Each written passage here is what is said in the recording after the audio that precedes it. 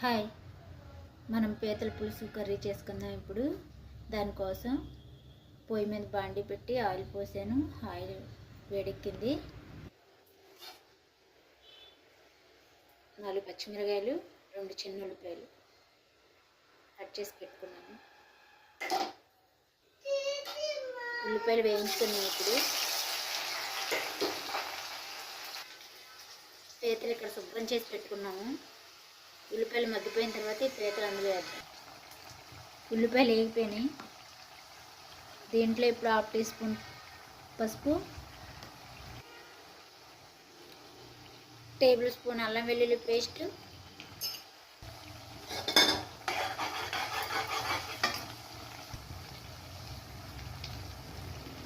ఇప్పుడు శుభ్రం చేసి పెట్టుకున్న పీతలు ఇందులో వేసుకుందాం.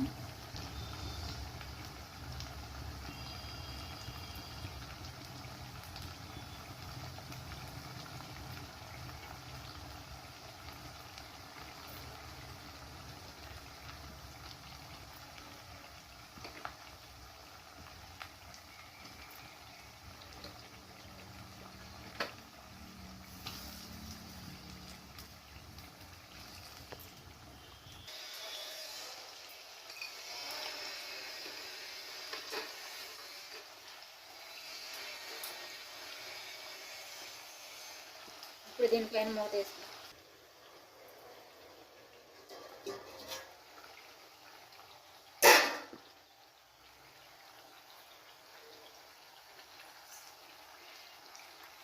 ఇప్పుడు మనం కూర సరిపడా కారం, ఉప్పు వేసుకున్నాం.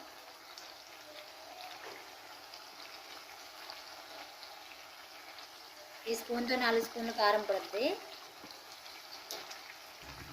ఉప్పు నేను చేతితో అంచనా వేసేస్తున్నాను. నా గుప్పుడుతో గుప్పుడు ఇది. ఈ కూరకు సరిపడా వేస్తున్నాను. మనం వేసిన ఉప్పు కారం ముక్కలు పట్టేలా ఇప్పుడు బాగా కలబెట్టుకున్నాం. అన్నీ కలిసేలా కలిపేసుకున్నాం కదా. ఇప్పుడు ఒకసారి మూత పెట్టుకున్నాం.